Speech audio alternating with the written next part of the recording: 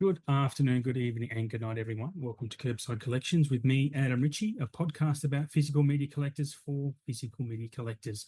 Join me this week as I burrow into the psyche of this episode's ever collector, my other boss from SIFPOP, Aaron Schweitzer. Welcome to the show, Aaron. Thanks very much for coming. Firstly, how are you going? Doing all right. Hanging in there. Hanging in there.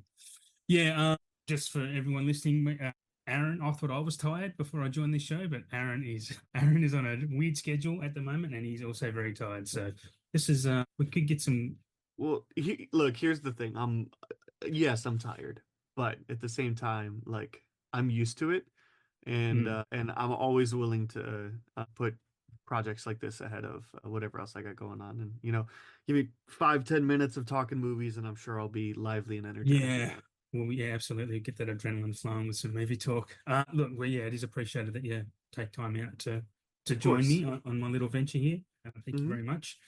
Tell our listeners what part of the world are you from? I am in Iowa, which is a state in the United States, essentially just like middle America. The Midwest, yeah? Iowa's Is that that's where? Midwest, yeah, one Yeah. one state west of Illinois, which is where Chicago Mm. is. That's where I grew up. I live about 45 minutes away from the Field of Dreams, which was shot like in Iowa on location. It's an actual place in a city called Dyersville, which they played a couple MLB teams played there recently. They're doing some All right. renovations, so it wasn't anything this season. But Dyersville is pretty close to me. I'm only about 45 minutes away from it. So not too much to like know about it. So Dyersville is about 45 minutes north of me. About 45 Mhm. minutes south of me is Riverside, Iowa, which is the self-proclaimed birthplace of Captain Kirk from Star Trek. All right. Because apparently, like in the original series, I don't know, I haven't seen the shows, I've only seen the Abrams Mm. movies. Apparently, in the original series, it just says somewhere in Iowa when it like is introduces us to Captain Kirk. And Gotcha. Riverside was like, we're that town, and everybody was like, sure, whatever, okay. So We don't care. No. so yeah, so if you've ever seen Fanboys, like they drive I through Riverside, have. where Okay. there's that whole Star Wars Star That Trek makes thing. So sense. Yeah, yeah, yeah. I love Fanboys. Fanboys um, is great. so yeah, there's those. It's the birthplace of John Wayne, Mm. Jason Momoa as well. At Right. least did some high school stuff. Brandon Routh, Jason Momoa and Brandon Routh played high school soccer against each other in Iowa, like that. Of course, Iowa's probably most known recently for having Caitlin Clark, the second or third most popular woman in the world right now. Or Oh, she's the I don't know. basketballer, right? Yeah, Yeah, yeah, probably not actually, but in terms of at least like celebrities, yeah. Yeah, So yes, she's from Des Moines. She went to the University of Iowa in Iowa City, where I live, and yeah. Hmm. now plays in the WNBA in Indiana. Yeah, yeah. That name did ring a bell. I was thinking it was hmm politician, but no, I don't know what she was up to. You got there. Yeah, I got there. Yeah. Okay, so what on with the let's see, I guess why do you collect movies on physical media with so many other options out there? Like what got you into actually having that hard copy in your hands? I think it comes down to a couple different things, but best illustrated in a point that a friend that I had over yesterday actually illustrated because he's not a letterbox user. He is now, but he just got on. And he was looking at making a watch list for himself, and he was going to write down every single place that these movies that he wanted to watch were available to stream. And he did it like a month ago, 6 weeks ago or so. And he said, and I started looking the other day, and they're all different again. So Yeah, yeah, look, with a yeah. million options out there, I mean, I know, like, obviously I'm in the States, you're not, Mhm. so we have Paramount Plus and Peacock, and HBO Max is just Max now, plus Apple TV Plus, plus Hulu, plus Disney Plus, and then there's also other things, especially if you want to get into some of the lesser known stuff like Shudder. There's Yeah. so many services. My understanding is that at least in some other countries, like Australia, some of them are sort of bundled together. You might have like Yeah. three that you might need to pay for, or something like that. In Um, America, it's all over the place.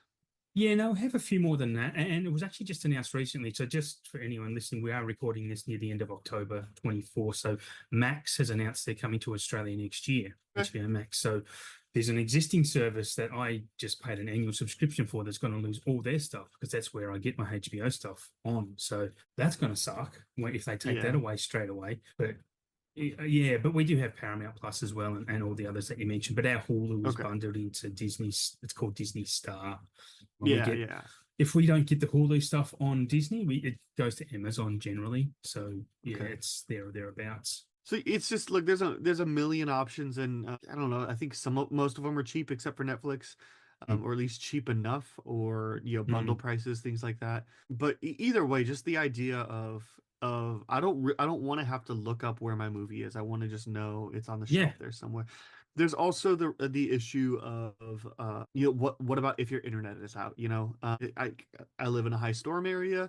It's not Mm, common for the internet to be out, or like, when I moved to my house, it took me like a week to get internet set up. I didn't have internet for a yep. week, so how would I watch movies then? But aside from going elsewhere, and I get it, right? Go outside, touch grass, do all that. But what if I want to watch, Yeah. Knives Out or something, Yeah. so there's that. There's also just issues of rights in terms of like buying physical Mm, versus digital. A lot of times, that digital stuff is written in a way where it's like the stuff can be removed at any given point, yeah. and we haven't seen an instance yet. But Oh no, it's happened. It's happened here. well, It's happened in Australia where stuff has been. Well, Sony did a big announcement. They lost a lot of stuff. Well, Got but a people lot of upset. times, I don't know. I use Voodoo for my digital movies, or it's Fandango at Hmm. home now. And a lot of times, it's like if you've purchased the movie, you can still access it. They just don't allow new purchases or things like that. But it's like Right. it's gonna Yeah. take one big movie to do something sometimes. Mm, It's really gonna like place a lot of distrust in yeah. people that do some of that. And I'm not like, look, if you're a digital collector, fine. But like people that do that, I understand the arguments. I just disagree. And honestly, what it comes down to, two of the biggest things for me is nobody's proud to show off a digital collection. No. You Yeah. know, Yeah.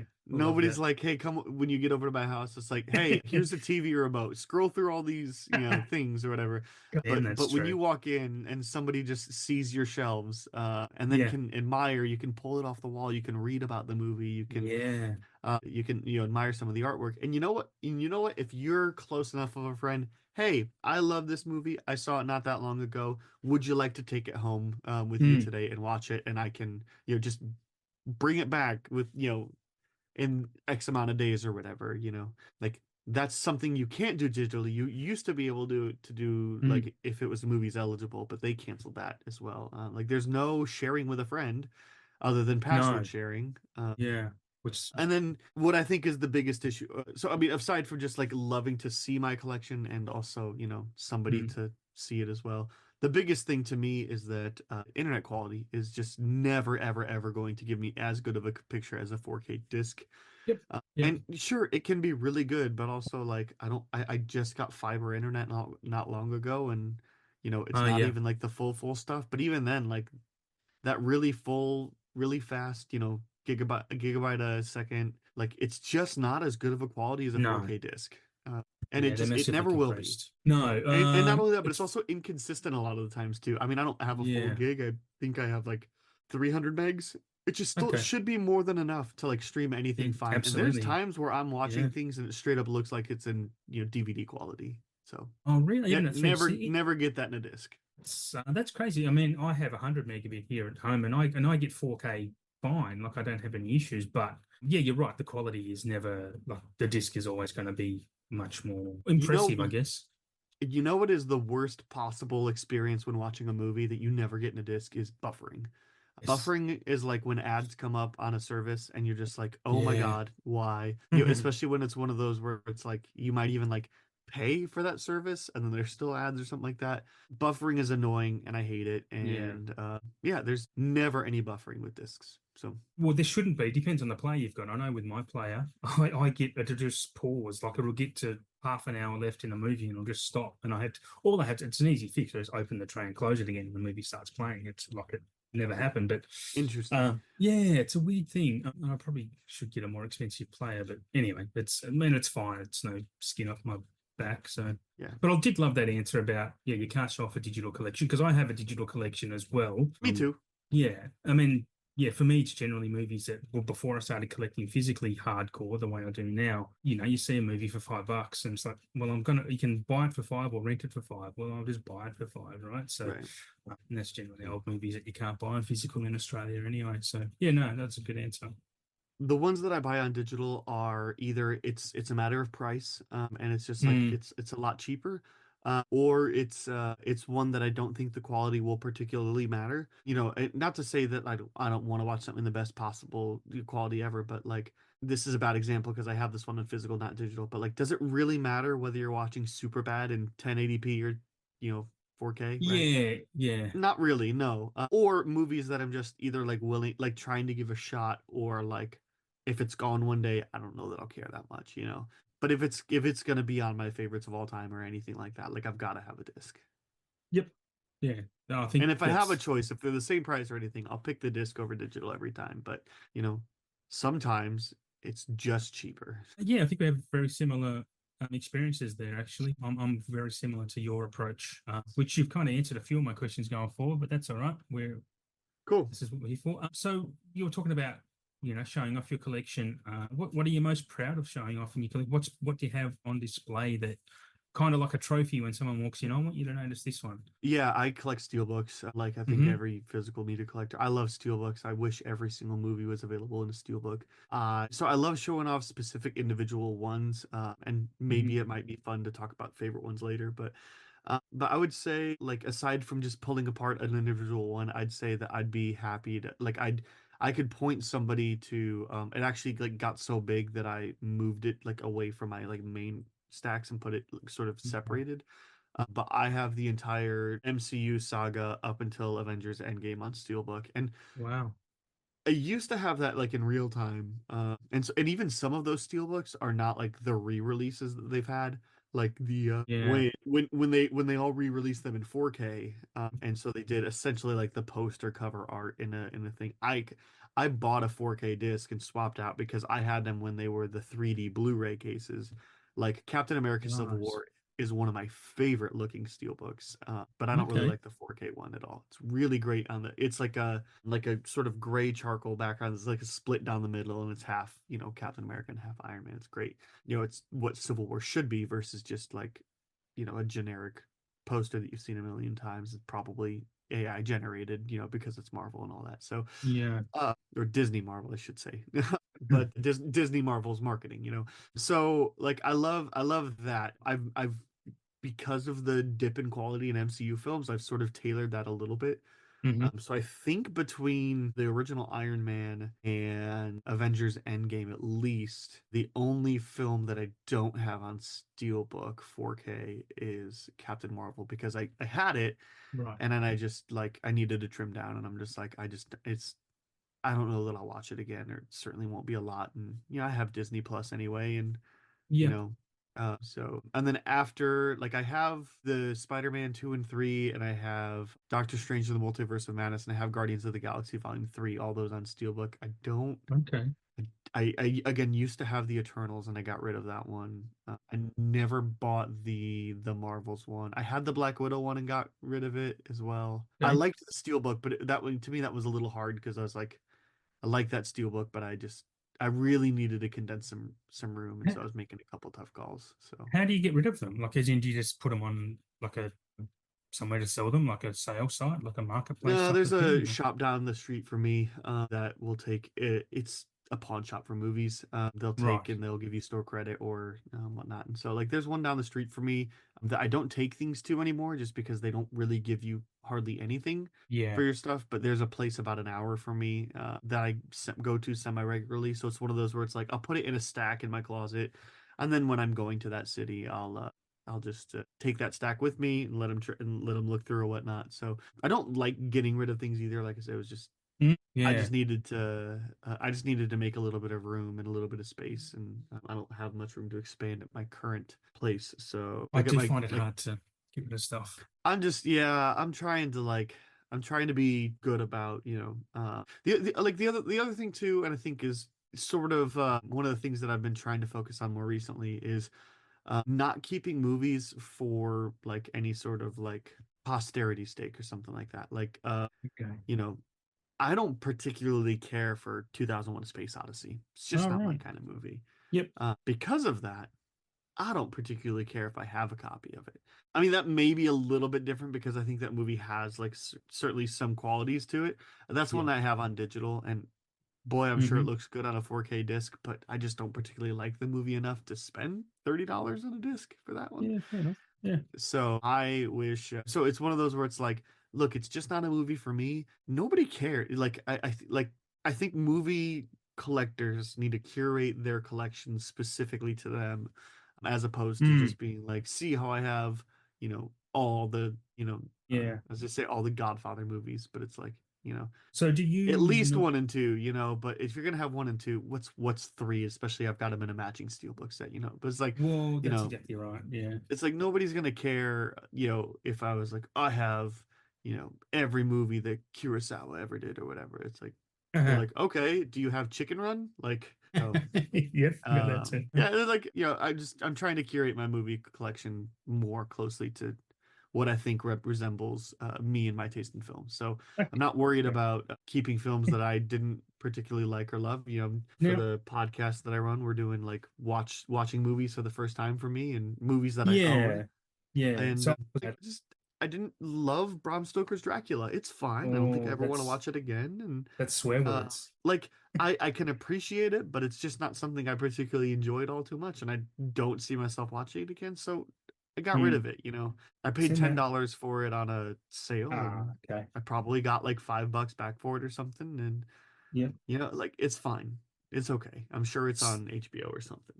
So just for our listeners, and at the end we would have plugged this, but I know Aaron's collection to some degree because Hmm. Aaron hosts the Sip Hop Writers Room podcast, where basically the latest style of the show is Aaron sending out his list of movies that's in his collection that he hasn't watched, and basically Hmm. we will choose one and then go on to the show and we talk about it. So generally, most of us pick movies that we love that Aaron hasn't seen to Aaron to shit all over him for us, basically. These Yeah, it movies we love, happens. yeah, yeah, it does. It's funny, but yeah. So I mean, that was going to lead me to my next question. Do you obviously you blind? You buy movies blind, like movies you haven't Hmm. seen, but you're just happy to get rid of them if you don't like them. Yeah.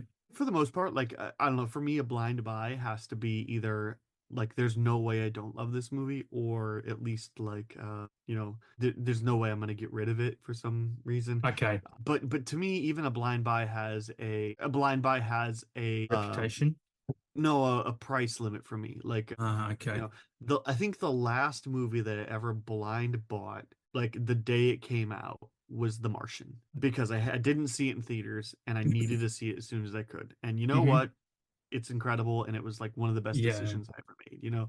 But I don't know. I don't. I mean, Best Buy doesn't sell stuff anymore, and I live right by one. And like I would go, but Mm. like if it was over $20, not a chance. And even then, like over 15, it's like I don't know, like I can wait for a sale. I've got enough movies on my watch list anyway. But Yeah. I'll probably, my one vice is I will blind buy some Criterions, but only on the half Hmm. off sale. But it's also Yeah. like I'm not buying every movie from the Criterion collection. I'm buying, well, for example, the last time there was a Criterion sale, I bought Guillermo del Toro's Pinocchio, which I'd seen, Hmm. Thelma and Louise, Oh which yeah. I've seen, but it's once a long time ago. But I'm not Yeah. gonna not like that movie. Yeah. Uh, and then I did Yeah. two other ones. One was like a 1930s or so film, 30s, 40s, 50s, something like that, called All the Money in the World, with just a really interesting Okay. premise. And it was also pretty cheap. I think it was even one of those like 16 or $17 Blu-rays or whatever with the half off Yeah. sale. And Blood Simple, the like one of the first Oh, Coen Brothers nice. movies. Yep. I love Coen Brothers stuff, especially Yeah. the like crime stuff. I'm not super about a Buster Scruggsy, and I really like No Country for Old Men, but I'd Yep. much rather watch Burn After Reading, which is Okay. my favorite Coen Brothers movie. Oh wow, Uh, that's an interesting take. I mean, I love Burn after reading, but yeah. I've never heard anyone say that's the favorite Coen brothers. That's interesting. It's not their best, but it is my favorite because Yeah, it's that perfect like yeah, zaniness of Fargo, mm, but boy, like it's a 90 like 6 minute movie that yeah. It's a feels like nice, 45. yeah. It whips along, and It it just is goes, funny. and it's Brad Pitt's perfect, and Clooney's Yep. perfect, and Yeah, Simmons everybody's in that movie, perfect. man. J.K. Simmons is He incredible. just sits It's got behind like his the desk best, at lines. yeah. Yeah, Just yeah. he's like, so what do we do? And what did we learn? Like it's just like Yep. it's incredible. I love it. So yeah, I mean, as far as blind buying, like not a certain amount, and typically I just wait for sales though. Mm. I'll buy most things for under $5 because that's the price of a rental anyway. Yep. And things that You're not I have losing much. seen for 10 or less, for sure. But also just it's been a minute since I've bought things that I haven't seen just because I have so much. So So all the Australians listening to this and listen to the price points you're mentioning and go, honestly, you guys you have it so good over there, and it's yeah, probably but we a do. good thing I'm not in America because my collection would be bonkers with because the I options you mean, guys have alone, and when you talked about the steelbooks before, like steelbooks in Australia are really only limited to the big tentpole films that are released, so we don't get steelbooks for everything. It's they've yeah, certainly shrunk down, especially with Best Buy closing recently, or Best yeah, Buy choosing to not do physical media anymore. yeah. Um, Should you just do a it's certain Walmart type of thing? Is that Walmart or Amazon, like yeah? a lot. Sometimes there's exclusives between the two, but Mm, that's mm. pretty much your options. Or Zavi is another good Yeah, place. yeah, yeah, yeah. That's pretty much it. But you're still talking the price point also kind of went up, and it sort of has been. And I get it, inflation and all that. But Mhm. it's sort of gotten to the point where I don't know that I can keep collecting steelbooks anymore, and Okay. like kind of that's fine. It's to me, it's a sort of a privilege to collect movies, and Hmm. it should never be an addiction, or it should never be Hmm. something that causes somebody financial distress. Yeah, yeah. So to me, I'm totally fine. Like steelbooks when I started collecting them, when they were like Blu-ray 3D and Blu-ray, or sometimes just Blu-ray, and they would be like 25 compared to like the 20s. I'll spend the extra $5, and then they became 30 instead of 25, Yeah. or instead of something, and it was like, okay, like I'm still, and then it became like 35, but they would have the 4K disc in them, or I think it was 30, and then they became 35, but that was kind of my ceiling. Mhm. There was a couple that came out there near the end of Best Buy's run, like the Indiana Jones and the Dial of Destiny, that they were Oh, selling yeah. for like $42 Yeah. American, Yeah, yeah, obviously. yeah, yeah. Um, That's still expensive for that's us, too much, converting that. especially like Yeah. now. Here's the thing: I would pay $42 for some steelbooks. Dune, Blade Runner, 2049, Yep. Avengers Endgame. You know, like not necessarily like the Blade Runner 2049 one is one of my favorites, but yeah, I'm just thinking like Yeah. certain ones I would spend. Hmm. Certainly not something Indiana Jones and the Dial of Destiny, especially when you saw the artwork and it was just bland and boring. Yeah. So They were trying to recoup some of their cinema losses, I would imagine, with that type of price point. probably, yeah. So, but it's one of those where it's like it's gotten worse though too, where like again 35 is kind of my ceiling, and it would have to be a 4K if it was going to be 35 as well. Mm. But the like for like the first movie that I noticed, so Amazon, like I said, Amazon's been doing some, but for Inside Out 2, Amazon does this thing where whenever they list things, they list it for astronomically high, and then Hmm. progressively the Yeah. price goes down. Yeah. And Inside Out 2 was essentially like only Amazon. And so it was listed at like $67. Jeez. And everybody was like, oh, that's just the pre order price. It always goes down by the time it actually releases. It's just the way Amazon does things. And it didn't. Or it might have gotten down to like $51 or something. And look, I really liked Inside Out 2, Yeah. but probably 35 is my cap for that. Like, Yeah. Yeah. uh or and it looks like it's not just that one particular example, because Pixar and Disney, and they Hmm. know that people are going to buy that, so Yeah. That's it. They're looking for collection completists, with all the exactly, and Pixars and yeah. they'll sell out, and they did sell Mm. out. Mm. So but at the same time, like they have a steelbook coming out for Alien Romulus that was Yes. also like 50 or so, and then I think it's dropped a little bit, but it's still like 43 or so is probably the lowest I saw it. And again, it's like Yeah. I That's really plus. liked Alien Romulus, but at one point do I, especially since I don't have Alien or Aliens or Prometheus on Steelbook, I do have the Alien Covenant Steelbook. But at what point do you just go like, well, you know what? A regular 4K is fine. And you mentioned the prices too. Yeah. Normally Black Fridays, like Yeah. $10 4Ks are not that Wow. uncommon. Okay. But it's Wouldn't it's that be usually not pretty? your new release stuff. But Yeah. I you know, mean, Black Friday, he's going to be, I can't really remember what goes on Black Friday here. I know we have sales, but it's generally like a 30% off sale. So yeah, a $10 4K is like hen's teeth that they're just never seen. yeah, a lot of like the new release stuff will be like maybe 15 or so. I mean, and not obviously not everything's on sale, but like Mm. yeah. Probably $10, that price point that I'm looking for getting Indiana Jones and the Dial of Destiny when I get it. And of course, it won't be a steelbook at this point, but Yeah, yeah. I'm also fine to wait on that movie. And the other thing too is like, it'll be on a streamer for now, which I know is like sort of contrary to what I said Well, earlier, but it's like, it's on a streamer for now. Especially that did one, I'm pretty confident will always be on Disney, or whoever has the rights to Lucasfilm stuff. did you see Um, who dropped Disney dropped or the first four indies from their service worldwide? I did not know Because that. yeah, because They the probably whole contracted it out to like Paramount or Peacock or well something. They're actually Paramount anyway, so I think Paramount have just taken them Oh, back. that's true. Yeah, yeah. That makes So sense. even though it's Lucasfilm, it's still Paramount Well, licensing. yeah, So Paramount distributed those first four. yeah. Yeah.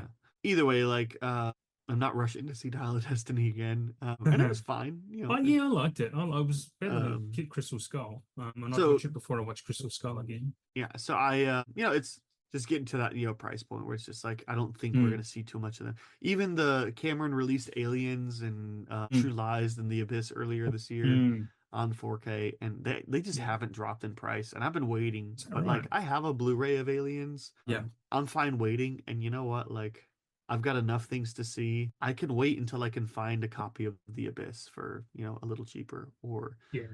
or True Lies, and I'll get them when I can find them, but especially now that there's not really any stores that carry it. Walmart carries them, but they kind of Hmm. only carry some of the new stuff now. Like it's like they're just buying some of Right. they're not carrying just a massive collection. And I know specifically like that Aliens and True Lies were like pretty much exclusively being sold through Zavi and Amazon and like Okay.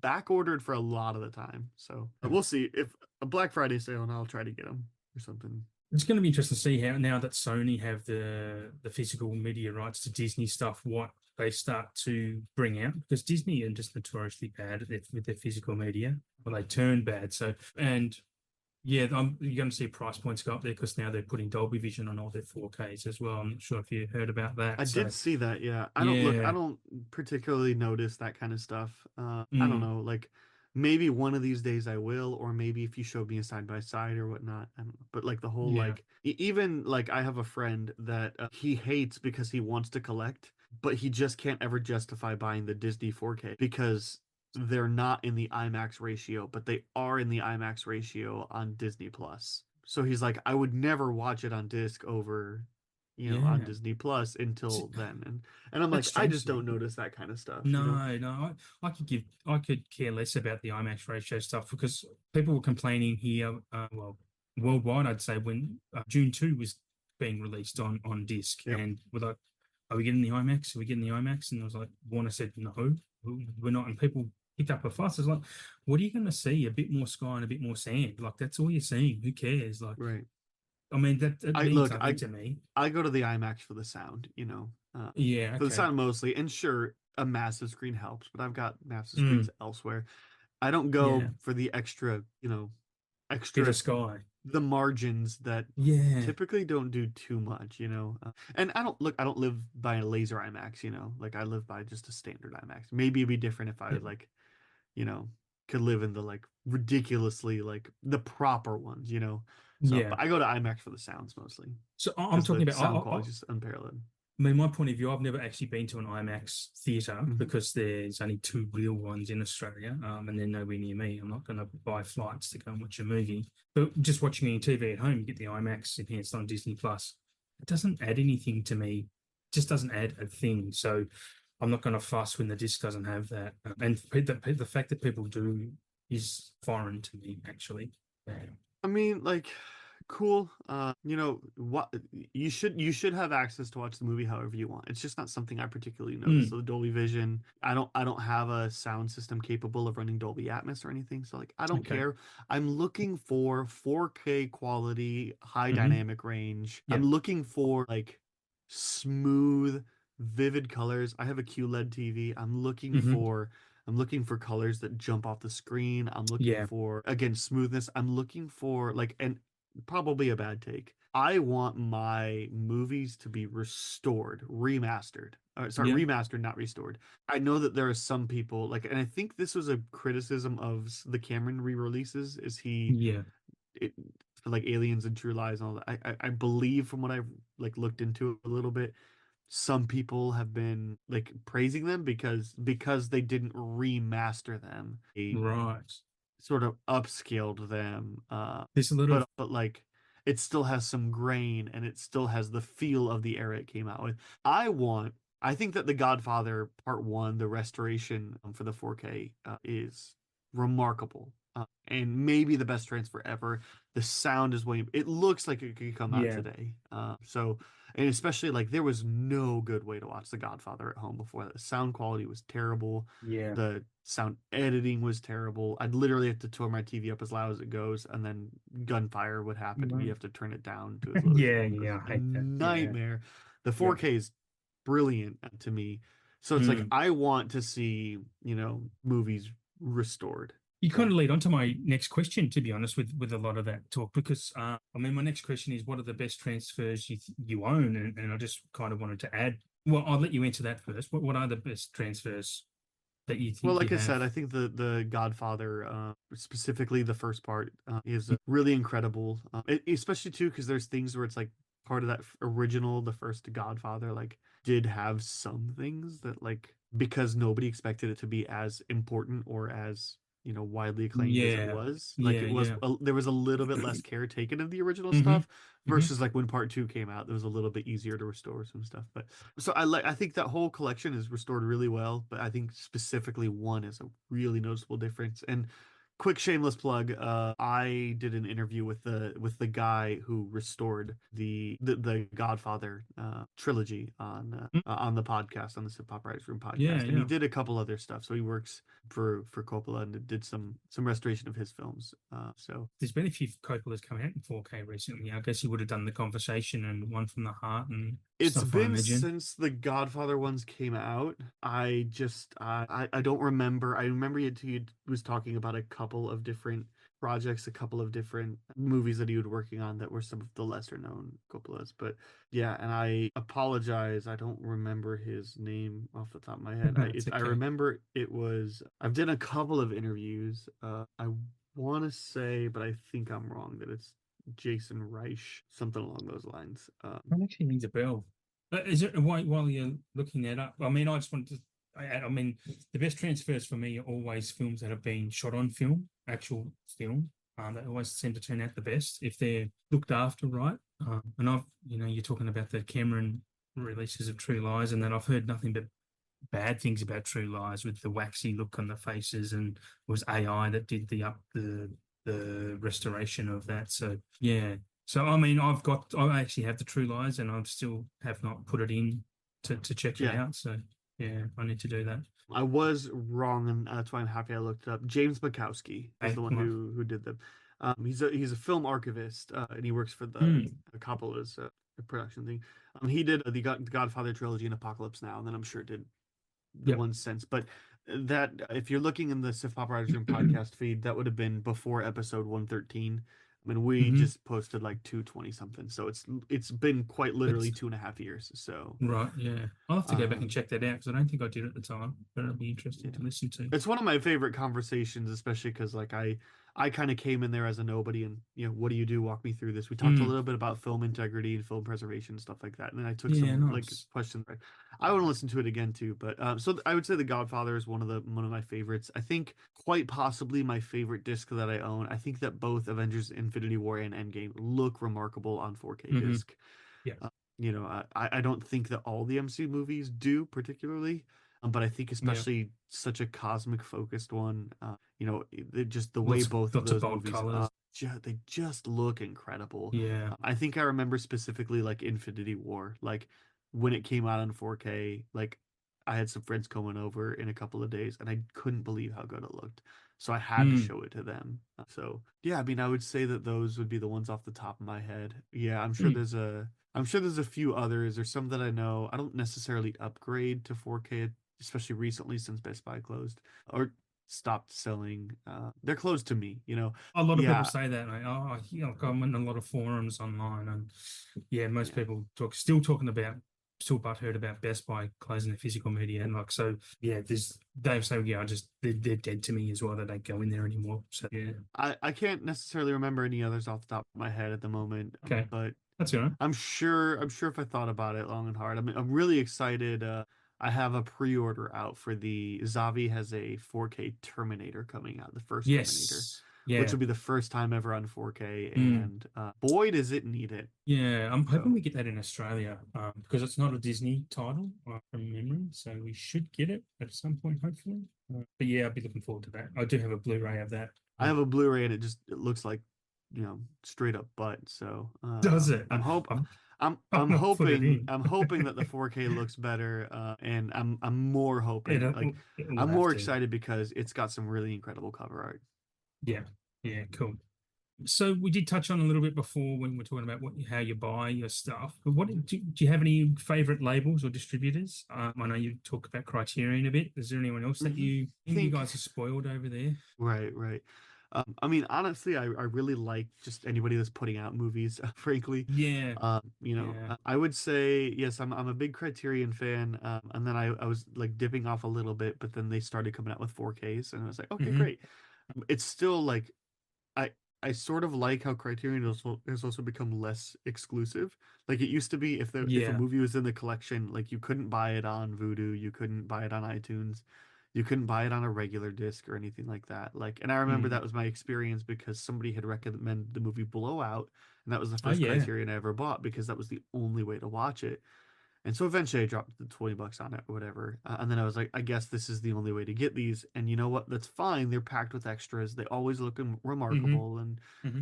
I love all the bonus features and stuff like that. So, yeah, I would say I'm a big fan of Criterion. I'm a big fan as well of Arrow Video. I think they do some great Yeah, things. They're a nice. little bit less consistent in terms of quality.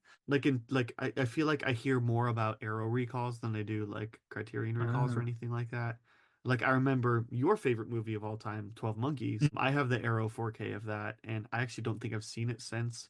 But like their Ah. first batch, like it has like a little it's like a 1 second that just gets like repeated or something like that. They did a whole recall for it or Yes. something. So I Yeah, it feel like does. it's their quality control department is probably just a little bit let Mm. some things slip through the A little bit crack lazy. more than something like Criterion. But I also remember when Criterion released Citizen Kane on 4K, they had to recall all those, which was the first ever 4K they did. So Yeah, wow. I'm not just being a fanboy here.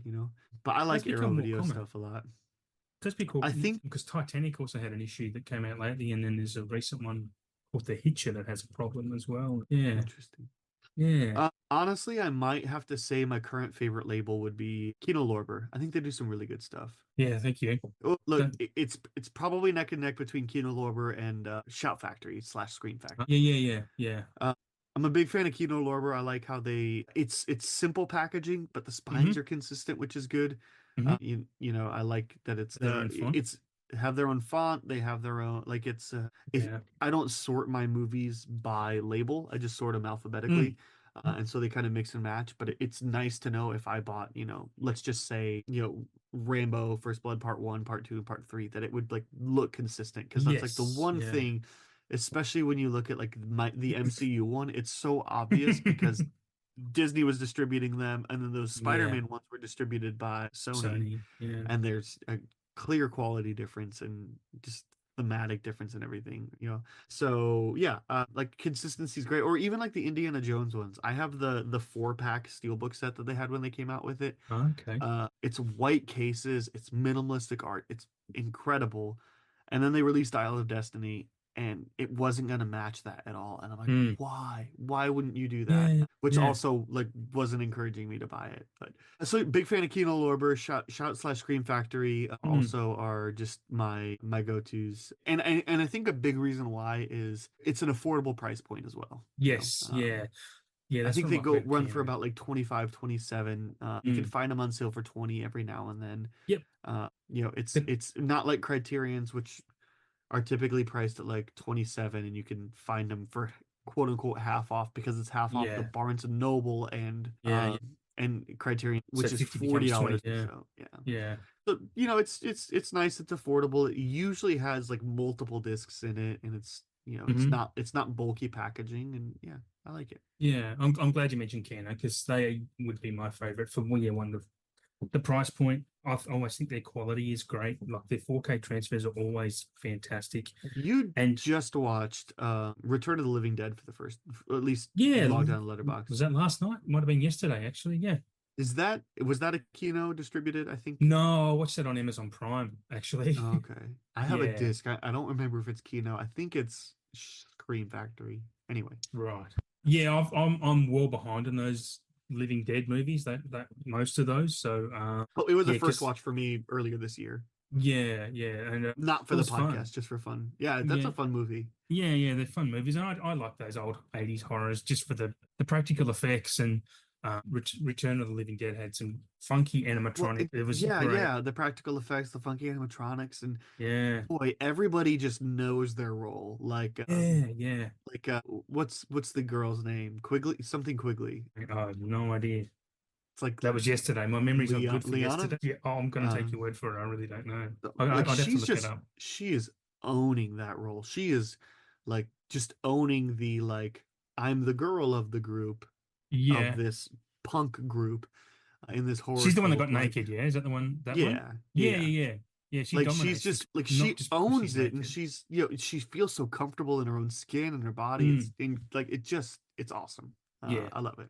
yeah. So No, good. Yeah, it's yeah, lots of fun. You've kind of pre-answered a lot of my questions, but I'm going to ask this one anyway yep. because there might be some more to expand on. How do you organize your collection? Is it pure? I mean, I know you said you separate your steel books, but everything else is just purely alphabetical. Oh no, I don't separate steelbooks. I only did it for the MCU because Ah, okay. yeah, everything else is alphabetical. Numbers go before, and Yep. then if I have any variety packs that aren't specifically like I have the Cornetto trilogy on 4K just in one Yeah. sleeve, so that just Yep. goes in Cornetto. But Same. I have one Yeah. that's Harold and Kumar 1, 2, 3 and Beer Fest. Oh, That's yeah. not just Harold and Kumar, so that Yeah. just goes at the very end. And I also have a 4 pack that's like Snakes on. No, I think it's a 3 pack. It's Snakes on a Plane, Long Kiss Goodnight, and Deep Blue Sea. So that just goes at the Yeah. end.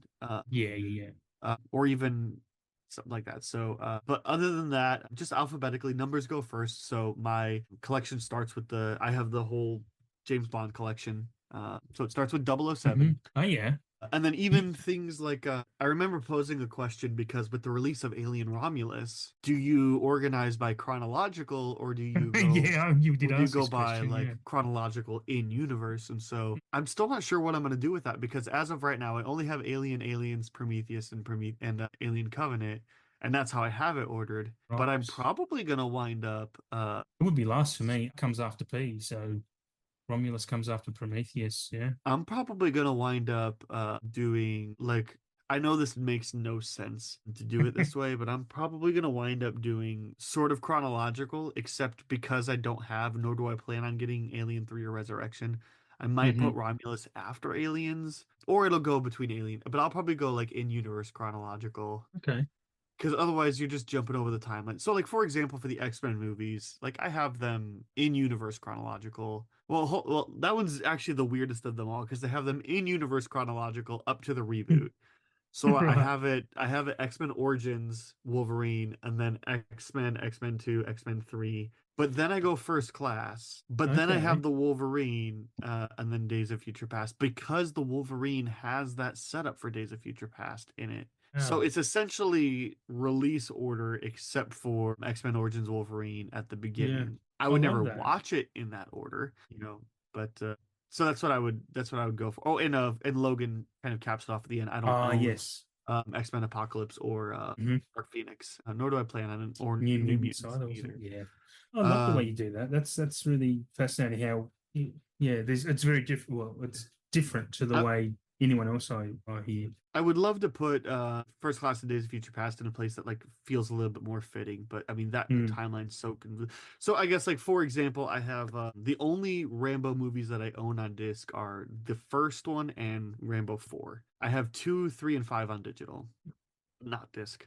So I have them at First Blood and then Rambo. Like I don't have them, but if I had all of them, I would put them probably under Rambo and then put them all chronologically. So also like for example, Doctor Sleep is enough of a sequel to The Shining that I have it just after The Shining. So I don't know. I take exceptions to the rules. I don't know that I actually have any Yeah, consistency other than yeah. just like you It's know, very hard A to through be. Z. Yes, especially It's in the very hard era to be of completely legacy consistent. sequels. You Yeah, know, yeah, you know. absolutely. So yeah, I go just A through Z, numbers at the beginning, variety packs at the end, everything in the middle, and then I just use my best judgment to like I said, even for like Cornetto trilogy, I put it as if it was Cornetto trilogy on the spine, even though it's not. Or I have the four Jack Ryan movies, the Hunt for Red October, Patriot Games, Clear and Ah, Present Danger, yes. and Yeah. Sum of All Fears. I don't have the terrible Chris Pine one, so I Hmm. have them under Jack Ryan. Yeah. Because Okay. I had him in a box set that was Jack Ryan collection, and then I upgraded him to 4K, and I just kept it that way. Those See, movies don't matter if you watch them chronologically, but you know, at the start, but when I spoke to Robert, I asked him the same question. He said he was talking about the Bond movies too, and he said I know people who put them under 007, some people put them under B. I had mine just at the time I spoke to Robert.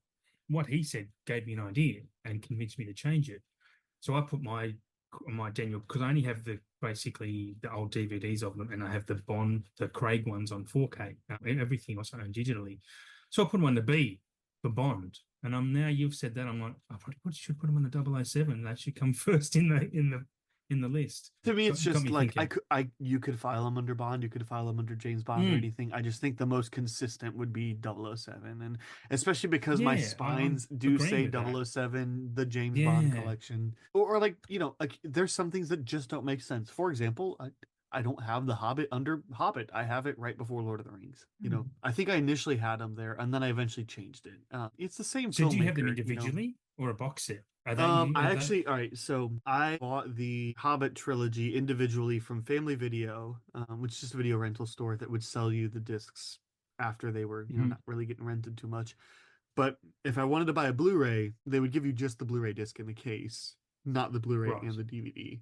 But it was like $8, for a movie that had been out for like a month or something like that. So, Hmm. great, Wow. awesome. Yeah. Perfect price to pay for, I mean, for the Hobbit movies, especially like right after they came out. So because I only had the Blu-rays, I wound up having like a spare Blu-ray case that could fit like three or so discs in it. Actually, I think two of them have like a bonus features disc. Ah, So I actually just condensed them all to one case for a for a space saving measure. So I okay. have it's like all the three Hobbit movies, just the Blu-rays in one spine, and I Hmm. think I put the Desolation of Smaug as the cover one because it's the Yeah. best cover. And then I have the Hobbit trilogy on 4K, but I also kept Lord of the Rings trilogy on 4K, but I also kept my Lord of the Rings trilogy on Blu-ray because the 4K box set didn't come with Blu-ray discs, and Mm, I'm still at a point where like 4K is not common enough for me to if they're movies that I like enough, obviously I'd like to see them on 4K, but yeah. if we were traveling or if I wanted to like my parents don't have a 4K player. Yeah. They live Yeah. 4 hours away, but I don't know that I could just lend it to a friend and trust that they have a 4K player. So Yeah. even like I bought the Matrix trilogy on Hmm. 4K in a steelbook, Yeah. but they don't have the Blu-rays in them. So I Yeah. kept my Blu-ray. Especially it was like a four pack. Yeah. It had the three movies and the Animatrix. So it was like I can justify that. So You give me another I idea. don't try to keep duplicates though. You give me other ideas because when you initially started saying that you condensed your hobbits down into one pack, I'm like, that's sacrilege. You've got to keep them in how the order you got them. But for space saving, which is really important when you get your collection growing, I have a lot of spare Blu-ray cases with triples, so I might have to look at my collection, start condensing as I well. mean, Because it's not perfect or anything, but again, what? people watching the Hobbit movies, Yeah, well, I have the um, box set, the 4K box set, and it's still in its cellophane. I haven't opened it because I kind of uh, really only watched the Lord of the Rings, avoid because them of each Family year. Video, none of them had the slips, so I didn't have to worry about them or anything. I mean, like Um, the inside slips of the cover, oh, like I just just put them in. so I just put them three, all in the yeah, binding. just Yep. stacked them in. And then Yeah, that way I could also move them around as much as I'd like. But I like this. I'm glad we're talking because but you're like I helping do, me out. I've done that. And then actually, I try not to collect multiples for movies, but there's been a Hmm. couple of cases that I've done it. Usually because let me tell you of a brand that I don't know if you're aware of, but you need to be Mm. Mondo. No, never heard of Mondo. I don't know how active they are anymore, but they have made some of the best steelbooks there are to date. Okay. Specifically, look up the Toy Story one and the Looper one. They're remarkable. Oh, okay. Again, I don't know how much they've been working in the past, but because they're also like UK based, they don't like distribute in the US, Oh, which means that they won't play on players in the US unless you okay. buy a region free one, which I don't Yep. have. Yep. But I did so I have the steelbook for Toy Story and for Looper. Now I think they work in my Xbox anyway, but I have the 4K disc for each of them. So I keep the 4K for this, or so for that's two examples, and then I also have like Oppenheimer. That steelbook was Oh, okay. impossible to find when it came out, so I just bought Mm. the Walmart Icon edition, which I really liked, and it's condensed and all Yeah. that. Yep. But then I was walking around a Walmart one day and I noticed the steelbook there for $30, and I had to Mhm. buy it, so I did Okay. because I mean that was like I believe that was the last one out in the wild, you know. So. Yeah, they Um, did reprint them they actually, because they were obviously underestimated the demand for those.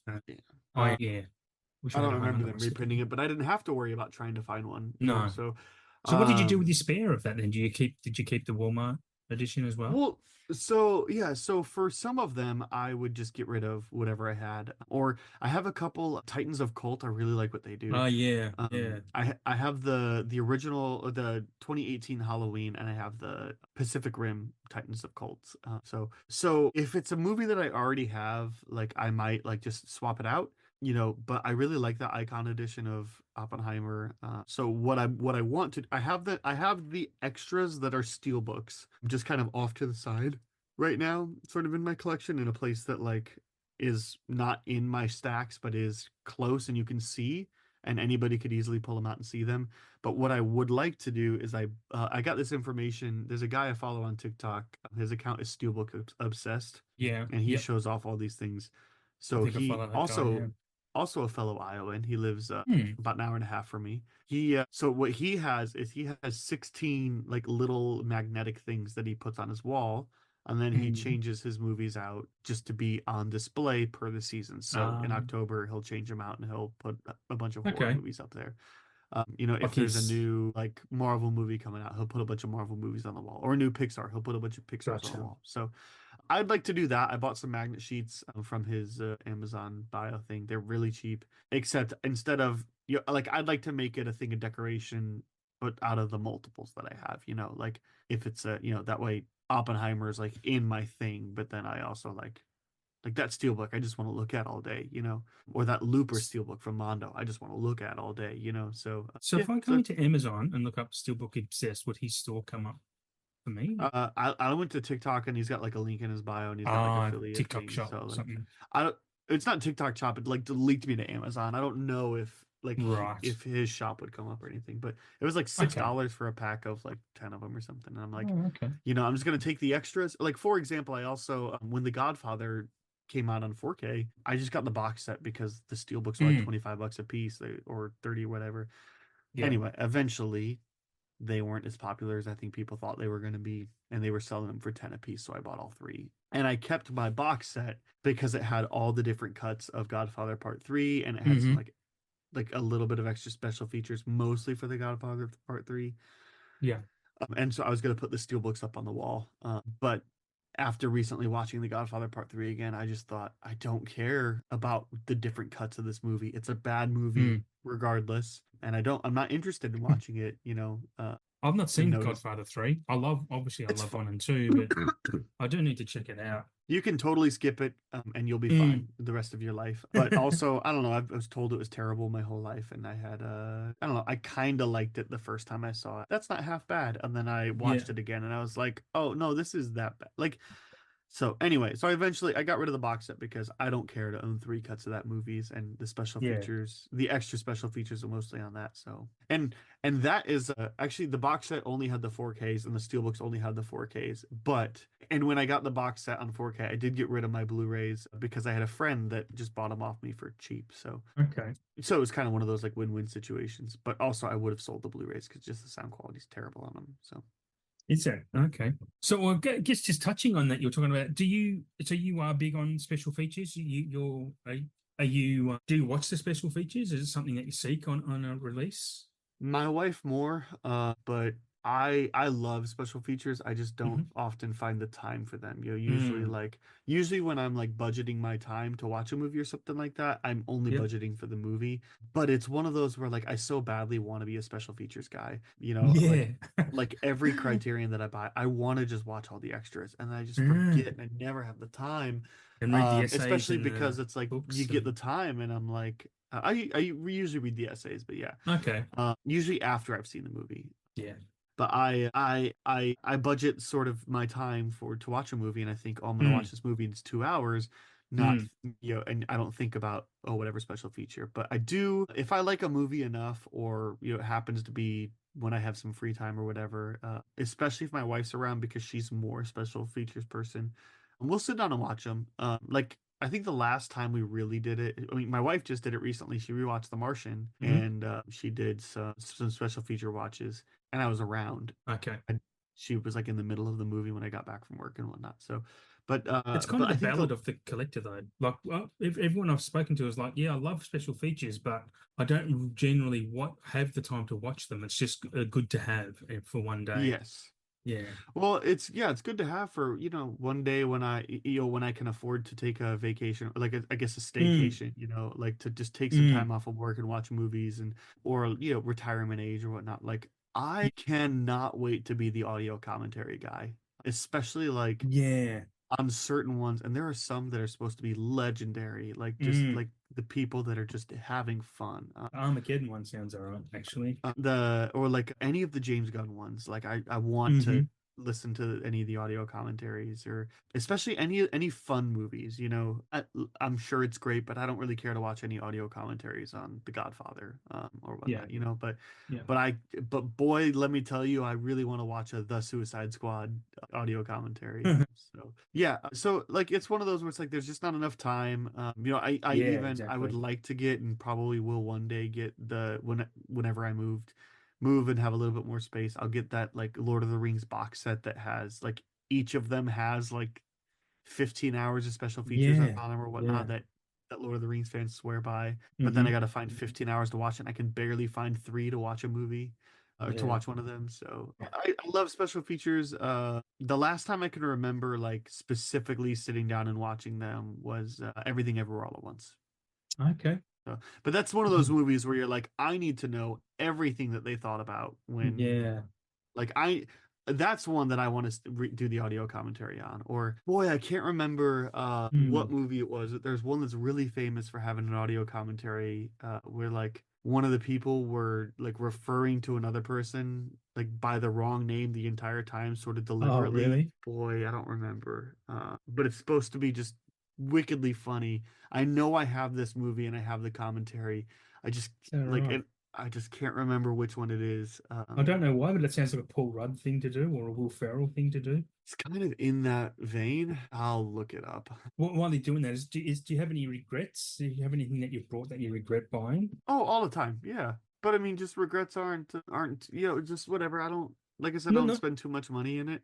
Yeah, So that's what I was going to say. Not necessarily because the movie might be bad, maybe because you overpaid and then you didn't like the movie, or yeah, like there's lots of different ways you can have regrets, I suppose. yeah, like I said, I have a ton of regrets about the whole thing about the podcast that we're doing right now on the Super Pop Mm. Writer Room is watching movies, and I'm specifically doing it to try to find movies like that I can get rid of my collection, Mm. and not really. I'm doing it because I realized one day my Letterboxd watch list was like 500 or something like that. I'm like, that's too many. Yeah. So I wanted to whittle it down, and then I also figured I have so many movies, and so many of them I haven't seen or haven't seen in a while. I'd love to have an excuse to see them, But also, I don't mind, when I watched Tombstone for the first time, I was like, you know what? Sorry, it's just not for me, and it went in the Hmm. pile. And Mandy was a movie that wasn't for me, and we Yeah, already yeah. talked about Bram Stoker's Dracula, and some ones that it's like, okay, obviously, Aaron, obviously that was a bad call.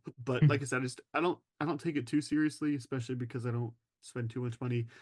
Some of the Criterion blind buys, just because those are not the cheapest, but I think the only Yeah. Criterion I've ever bought and not kept was 8.5. Oh, yeah, yeah. Yeah. So I can understand that. I've seen 8.5 and I was like, what's the fuss about? it's for filmmakers. Yeah. Yeah. and filmmakers love it, and that's great, and I'm happy for Yeah. them. But Yeah. I don't personally care to see it again. And but yeah, it was just one of those where I'm like, well, all these filmmakers love it. It must be great. I'm Mm. okay doing a blind buy, and that was the one criterion that I probably actually regret, at least up to this point. Every other one has been, a hit though. So yeah, I mean, like obviously I have regrets all the time, but like I just don't invest enough money to be mad about it. Yeah. Fair enough. Maybe Did some you? of the MCU steelbooks that I paid $35 for only to sell later, just because I wanted to be a Yeah. completionist. But I reckon if you did hang on to that, like I mean, this isn't a question I had prepared, but do you think it's worth hanging on to some stuff that you might be able to sell for more down the track? Like when you maybe, you never know, you might need emergency money one day. Because I mean, I was thinking when you were talking about you have Iron Man on Steelbook. I know there's Australian collectors because we don't get Steelbooks like that. That would just they would clamber over themselves to buy them off you. I mean, look, there's some. Here's the thing: if you really want to go down that path, that's how people get to hoarding. Yeah, fair. Like I bought one time because they were sold out. Like you couldn't buy them online, and I saw a couple of them in store. But when Zack Snyder's Justice League came out on disc, and Best Mm, Buy had some steelbooks, I don't like that movie, either cut. I bought two of them because I'm like, okay, it's a collector's item, and then surely the other one I spent 35 on, I'm surely I could sell it for 60 on eBay or something like that. Sealed, unopened, whatever. And it didn't sell. Nobody was interested, and because apparently Best Buy wasn't having them online, but most stores were carrying them, yeah. and just they weren't showing up online for some reason, whatever. Anyway, I returned them. I went back and I brought back my receipt and I got my money back for both of them. Okay. I just because if you start being like if I had more space on the wall, Yeah, yeah. I would certainly use it. And sure, to some degree, okay, like Hmm. great, use it. But also again, sort of in that curating mindset, who cares, right? Like Yeah. I don't want to own movies that I don't like. What I do when I try to like go through my shelves and try to see like what movies I can get rid of, it's do I see myself watching this again? Yep. You know, That's fair. and I mean, a lot of the movies that I have questions about are just because I haven't seen them or it's been a minute. But there's Yeah, I so mean, many movies that like I love, and I mean, I'm the kind of guy who I might happen to go sorry, a bit of second chance.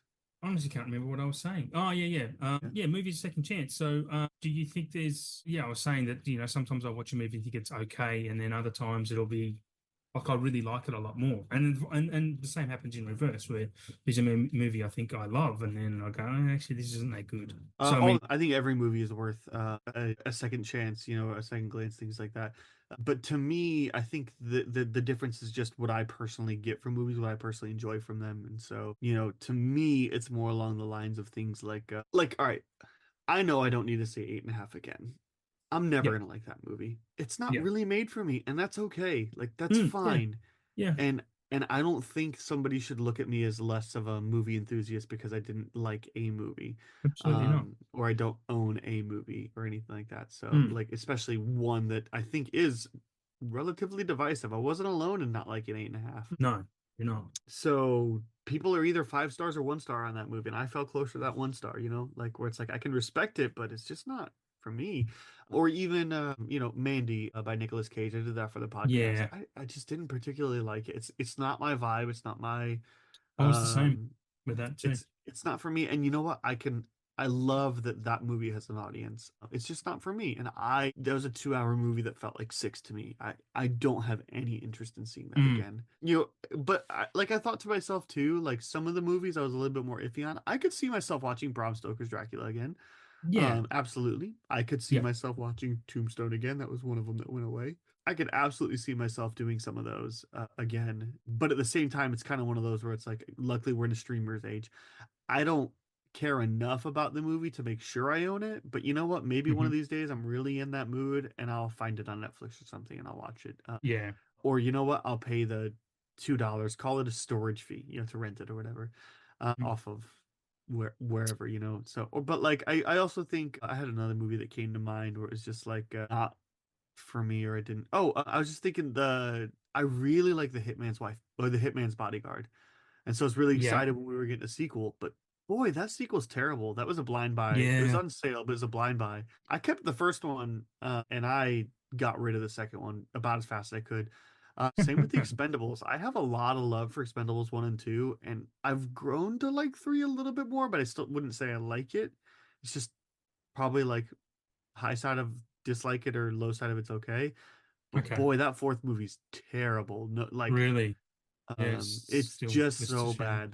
That is a movie that does not deserve a first watch, let alone a second. So look, I think most movies are worth a second watch. I mean, even when Mm, my favorite movie of all time is The Nice Guys. I've been pretty open about that yes. Yep. everywhere. When I Hard to saw it for the argue. first time, I thought that was a great movie.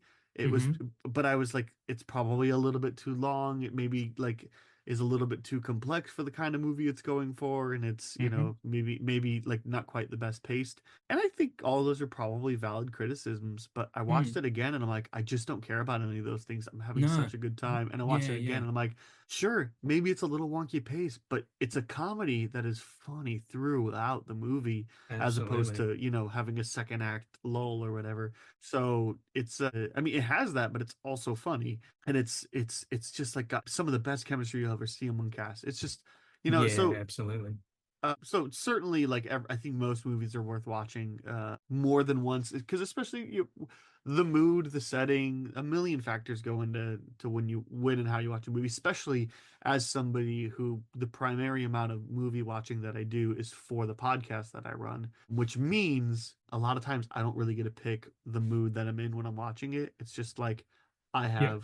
we're recording in 2 days to get this podcast out, and I'm working all day Friday or whatever. So it's like I gotta binge these two now, and that Mm. sucks that I'm binging, super bad in the thing, but I guess that's what we're coming No, to, and they're two great movies, though, in their own right. A weird double yeah. feature, but Well, they're two great movies.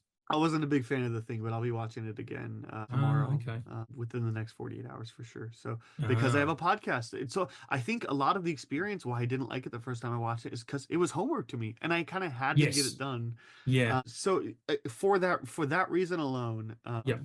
yeah, I didn't like Fight Club the first like 2 or 3 times I saw it. Oh, wow. But I love Fight Club. Maybe just the first time I saw it. I remember actually probably hating it the first time I saw it because I hated it was Fight Club and then it turned into Project Mayhem and then it Yeah, did that the whole is. psychological twist stuff. But then I was like, okay, maybe isn't that why the movie is good? Because it's not just about it's kind of a critique of toxic Abs- masculinity, yada yada yada. yeah, Anyway, yeah. Absolutely. and then I watched it again. I'm like, okay, that's pretty. I probably haven't seen the movie in a while, but I'd say I like it now. Maybe love. Yeah. But anyway, I remember hating it the first time I watched it. The first time I saw The Hurt Locker, I thought it was painfully boring, Yeah. and now I'm riveted the entire time. Like because I wasn't in the right setting when I watched it. That's what it I takes, right? was Yeah. watching it on a computer screen Mm. because here's a new modern military movie that everybody loves, and yeah, Yeah. I love that kind of stuff.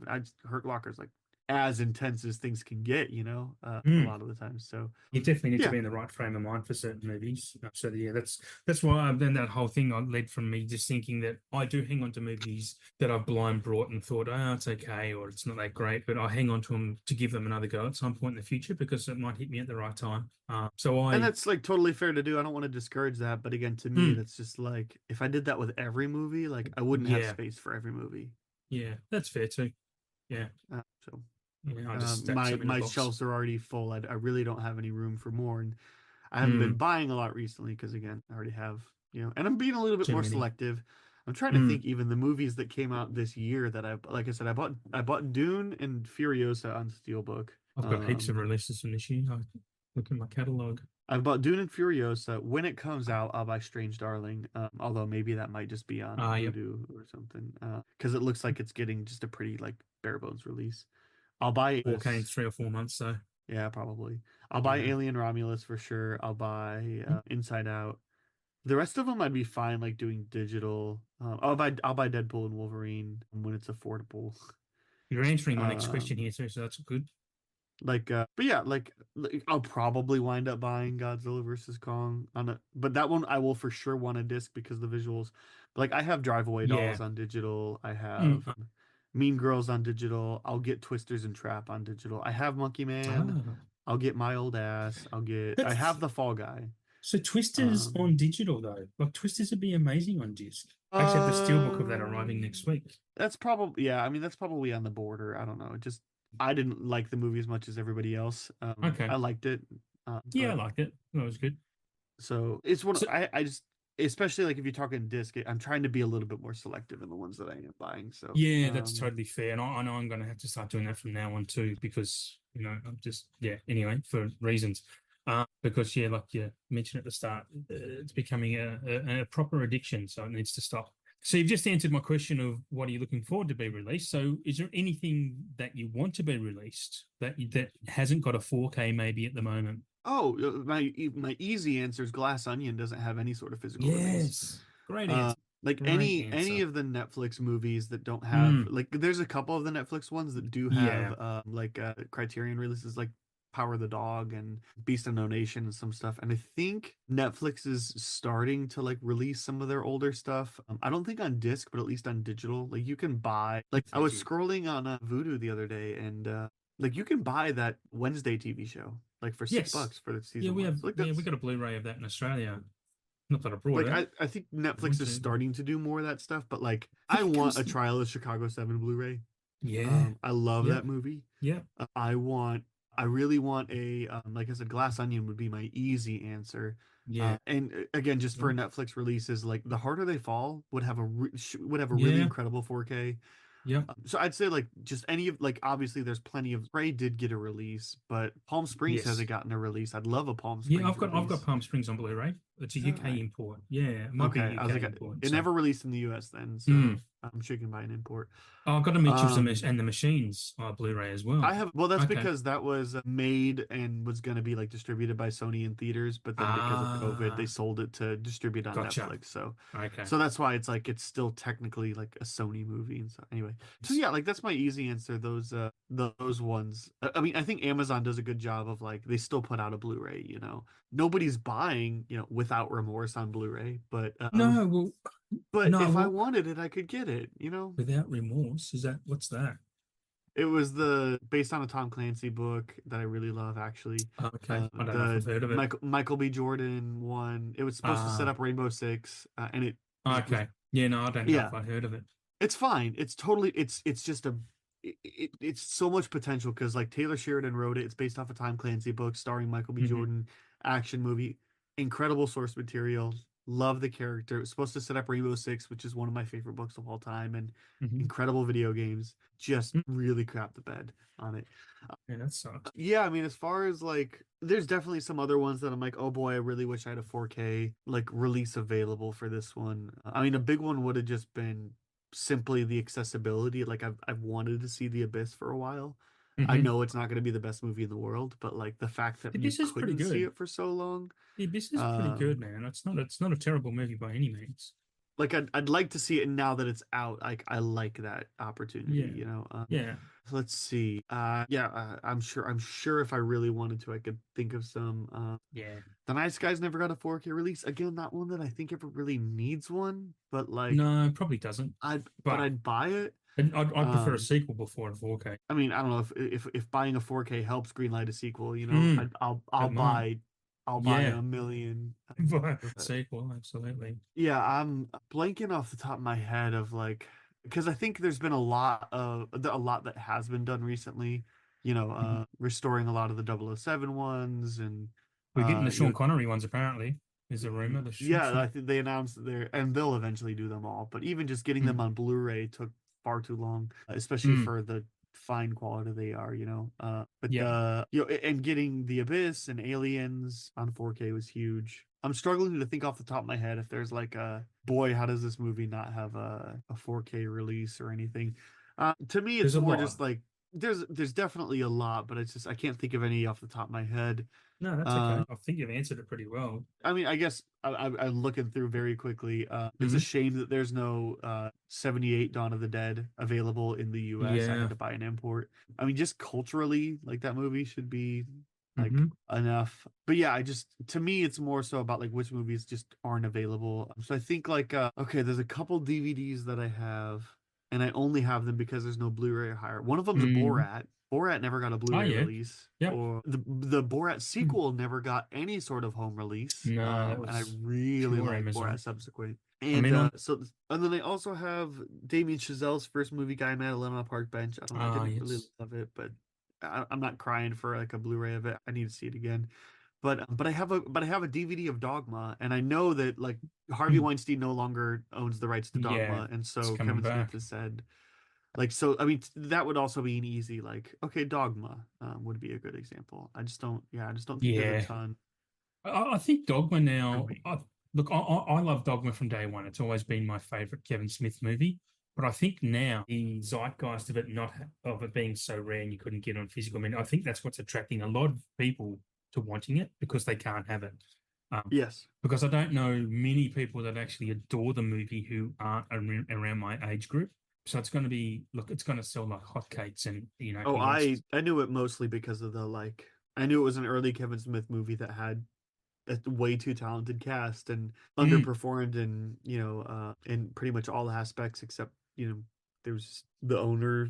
This is before we knew Harvey Weinstein was a tool in that way, but he was being a tool yeah, because he just wanted to prevent the movie from he wanted to sort of keep it in its original, I don't know, I guess probably build up demand, retirement plan or yeah, something, finally yeah, we'll get Dogma on 4K, when I, need to yeah. settle a lawsuit or something, That's well when he needs to pay his lawyers, I would say, and that's probably why Yeah, it's been released now. Because Smith said probably. he's offered $1 million straight up, and he was like, "No, not this." Yeah.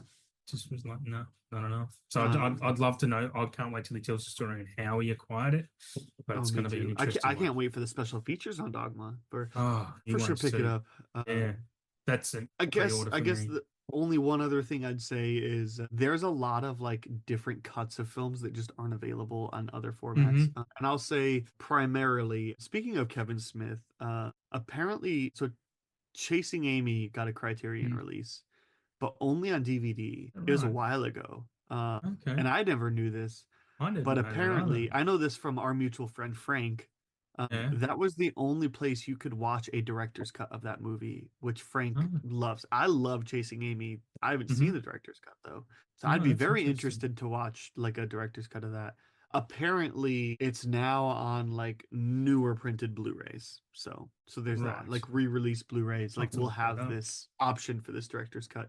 But one other one that was a DVD exclusive Criterion that has never seen outside of that is apparently, and I haven't seen it yet, but I own a DVD copy because I got it for like $5 off of Amazon. But Hmm. Armageddon Yeah. apparently has a director's cut that makes the film a lot better. I mean, it's still going to have its core problems, but Frank swears by the Hmm. director's cut of Armageddon. Armageddon. I'll have to see if it has the director's cut on the Blu-ray. It's only on the DVD Criterion. Oh, right. And then, Oh, and if so I got like a Blu-ray Criterion or anything, it's exclusively DVD. It's even like archived from that. So, so do you still buy actual DVDs, or only in uh, that instance where they're not on only Blue in or that instance. So yeah. I only have Dogma and I have that. And look, I don't know if there's anything different, but I just love the idea. Michael Bay had another movie in the Criterion Collection. Mm. The Rock got a DVD release. Yeah. I Yep. love The Rock. The Rock's Um, great. Yeah. That needs a I 4K. I want to know why it got a Criterion and like what the like special features are exclusive and all that. So I look the DVD was like $3, so Yeah. I'll buy DVD if it's like the only format I can get it on, or if there's some reason Hmm. to because of different cuts of a film or something. So Yeah. I bought a couple yesterday because they're movies that will never get a Blu-ray because they're Fox movies, Fox, Disney slash, and I picked them up for $1 each at like a what you guys would call Goodwill, but like a Lifeline shop yeah. here in Australia. So yeah, it was like, okay, I don't like even watching DVDs most of the time, but yeah. No, but it's like, look, this is how you watch Dogma or you don't watch Dogma. Fine. Well, Dogma is in 4K on YouTube for free. Oh, I didn't know that. Yeah. I Kevin don't Smith ever said go it that himself. route. Like He said, I don't ever yeah. go that route only because like unless like that's legitimately the only way you can watch something. Like yeah. Mostly because I grew up in the era where YouTube, like I was like 13 in 2008. It's like right when YouTube's like heyday. You know how many times I clicked on a video that was like, here's this movie streaming and it's, a Rickroll or it's just Yeah. it's a Yeah. screenshot of a poster, the exact runtime of the movie, and it's like watch on this scammy website. Like Yeah. I don't know. I'm sure it's got a lot more reliable, but either way, just like Yeah. whatever. You Yeah. know, No, it's good. um, I've watched it myself on and YouTube. It's and I'm also great. like I'm not a proponent of piracy. I used to sail the seas in high school when I was poor and inexperienced, and then I got to college and Yeah. realized, oh, family video is actually like pretty inexpensive to like it's pretty inexpensive to rent, and then got adult money, Mm. and See, that, for that, me, that was that. I don't see YouTube as pirating. For me, I only think of torrenting as pirating. If it's on YouTube, then it's there. And when Kevin Smith, he said it himself. He said it's on because he was telling the story of how Harvey rejected his offers. And it's like, well, you can all watch it for free on glorious 4K on YouTube anyway. I immediately looked it up and I kind of watched it like that night. I think it was like Kevin Smith says it's on there. He's not making money from it anyway. So I was like, yeah, I had no I qualms mean, about watching it's that. technically like still piracy, but whatever. Yeah, Like yeah, I guess so. it's a I never thought the of that though. but no, but you're right. It's like it's a little bit. I would feel better about it than Pirate Bay or wherever Yeah, else people get yeah, their torrents. So, yeah, especially definitely. because it's YouTube, and if it can get past YouTube moderators, like you know, Yeah, I guess no one's pulled it up. Where are we on to there's a next? there's a cut of Dawn of the Dead on there, like the original '78 Dawn of the Dead, Okay, the extended cut. That's the way that a lot of Americans can watch it if they don't have a DVD. yeah, yeah, that's interesting. Yeah, there's YouTube does have a lot. Some people just slip under the radar, don't they? Do you? Yeah. Well, I know the answer to this, but do you catalog your collection? I do. Yeah, to me, there's just it's because I owned so many movies. I always like mm, I initially started it because I was like about to move, and I just thought I should know which movies I have and how I own mhm, them. That way, if I'm shopping, it's easy for me to know. And it's also like it's a handy tool for my wife to like, oh, I want to watch 27 Dresses. Do we have it where it's at? So mhm, she can just go and look. yeah, Or, I wonder, does Aaron have, Hunger Games? If so, how do I watch it? So I have it yeah. categorized by name and then whether I own it on Blu-ray. And I just lump in Blu-ray, meaning disc. I don't Okay, separate. I do put in like special instructions or whatever. Like I note like special packaging, I think I put. I'll okay, type in 4K or something like that, just right. so I know. But I don't. And then I also have a column for if I own it digitally, and I'll catalog them all there, Mhm, just because I don't want to. I've never bought a multiple, right. and even before I was just like I didn't want to. I didn't want to see something and like be like, oh boy, I want to take a gamble and not have that payoff or anything. So it's just easy for me. It's also easy for me to know like what movies I have, and it's how I track the movies that I've seen. I highlight them certain colors, meaning certain things, and then Mm, I catalog just with a Google sheet. That it's also nice because again, a Google sheet I can share with anybody.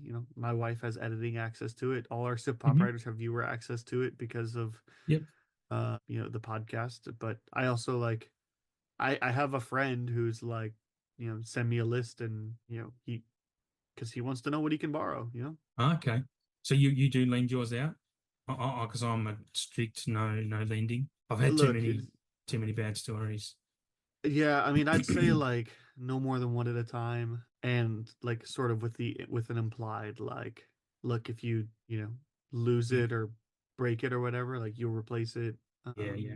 or something, whatever. So I don't know, like it's a good friend of mine. It's not like some random person I don't know that I usually Yeah. see once a week. So it's like, I trust him. He's lent me his stuff. I let Hmm. him my stuff.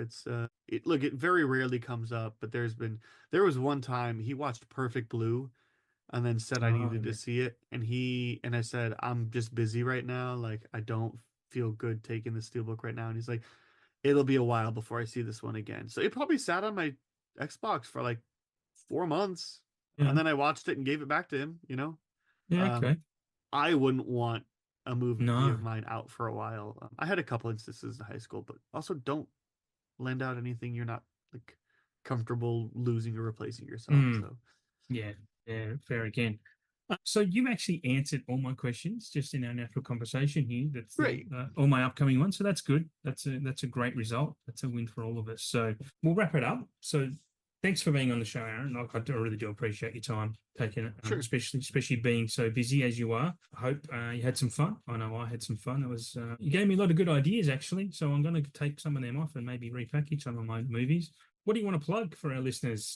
We've mentioned a few times the Sip Hop Writers Room. Anything else that you're a part of? Yeah, Sip Hop Writers and Podcast. It's mostly me crossing off movies off my watch list, but I really love opportunities to do like special stuff. Like I said, I've interviewed a couple different people. One of them being the James Mikowski, who is a film archivist, and Jeremy Simser, who's a storyboard artist who worked on Yeah. like WandaVision at the time This when is we good. did the interview. So yeah, so like it's mostly that, but I'd like to have more opportunities to do stuff like that. There's been once or twice that studios have reached out. It's just usually been Okay. like bad timing. Like I got an offer to interview somebody. I want to say it was, I don't remember a movie. Anyway, it's cool. I just didn't have the time for it.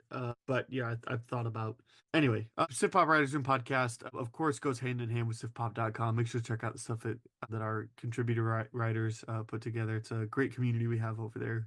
And we're sort of hoping to expand that avenue in other ways soon, just whenever I can get around to it and find the time, hopefully here starting on it soon. And but yeah, just sifpop.com and sifpop, I guess, letterboxed at Schweitzer. For me, huge recommend to check out the sifpop.com for one thing, plus also the Writers Room podcast, because it's always some fun on that show with the guest writers, with the contributing writers, guest on that pretty much every show. I've been a part of that, so it's good fun.